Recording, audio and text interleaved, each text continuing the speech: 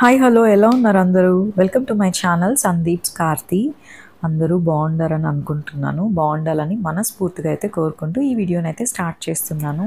Channel name అయితే change చేశాను కదా, సందీప్స్ కార్తి అని.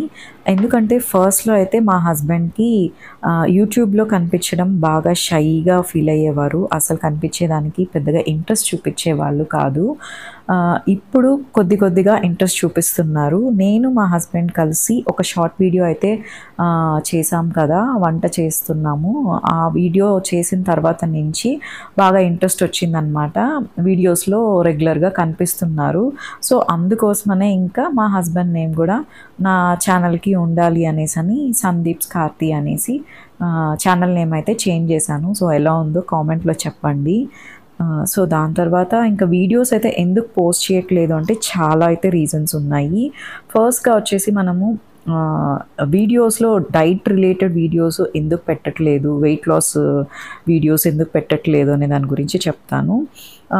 రెసిపీస్ అయితే నేను డైట్ రెసిపీస్ అయితే పోస్ట్ చేయడానికి నాకు చాలా కష్టం అనిపించేది.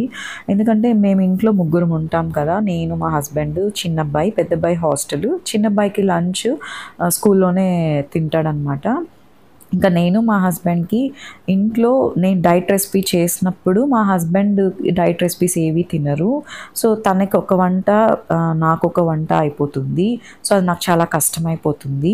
ఫస్ట్ రీజన్ అదైతే. సో దాని తర్వాత వచ్చేసి నా వెయిట్ గెయిన్ అనమాట.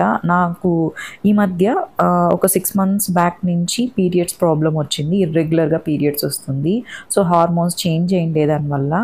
సో మెడికేషన్ అయితే తీసుకున్నప్పుడు డైట్ అయితే ఏమి చేయలేకపోయాను.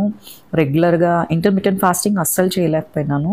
ఎందుకంటే మెడిసిన్స్ తీసుకుంటున్నాను కదా, ఫుడ్ అంతా డిన్నర్ కానీ పొద్దున్న బ్రేక్ఫాస్ట్ కానీ ఫుల్గా చేసిన తర్వాత మెడిసిన్స్ తీసుకోవాలా. సో అందుకని ఇంకా అది ఒక మెయిన్ రీజను డైట్ చేయకుండా ఉండడానికి. సో దాని ద్వారా కంటిన్యూ అయిపోయిందనమాట. సో అందుకే వెయిట్ కూడా పెరిగిపోయాను.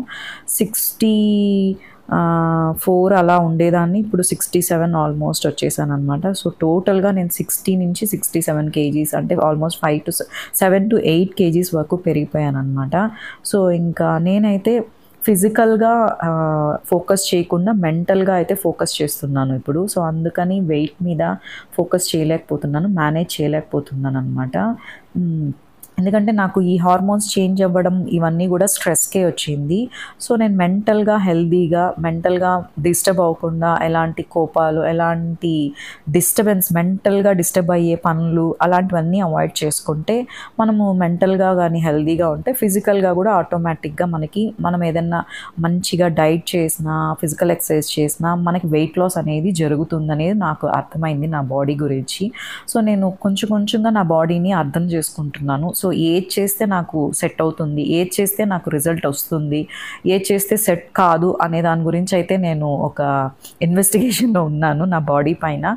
సో అందుకని నేను ఇప్పుడు వెయిట్ మీద అయితే పెద్దగా ఫోకస్ చేయట్లేదు. వెయిట్ అయితే బాగా పుట్ ఆన్ అయ్యాను, మీకు తెలుస్తుంది, వీడియోస్లో చూస్తున్నారు కదా. సో తొందరలో అయితే మళ్ళీ నేను వెయిట్ తగ్గాలని అనుకుంటున్నాను. సో దానికి ట్రై చేస్తున్నాను. కాకపోతే చిన్నగా ట్రై చేస్తున్నాను. వెంటనే ఇన్స్టెంట్గా తగ్గాలని ఒక ఇంట్రెస్ట్ అయితే అస్సలు లేదు నాకు.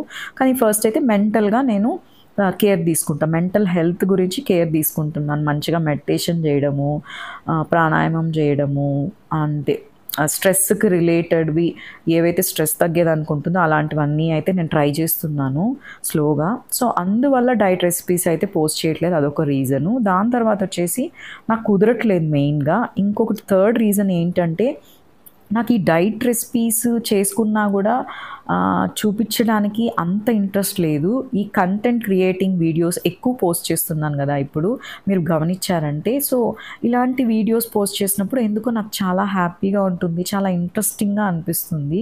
సో అందుకే నేను ఎక్కువ డైట్ రెసిపీస్ కాకుండా కంటెంట్ క్రియేటింగ్ అయితే చేస్తున్నాను. అంటే నా లైఫ్లో జరిగేటివన్నిటినీ కూడా ఒక డాక్యుమెంటరీ లాగా తీసి ఇలాగ పోస్ట్ చేస్తూ ఉంటే ఎందుకో ఎక్కడో లేని ఒక ఉత్సాహం అంటారు కదా, అలాంటిది వస్తుందన్నమాట లైఫ్లో.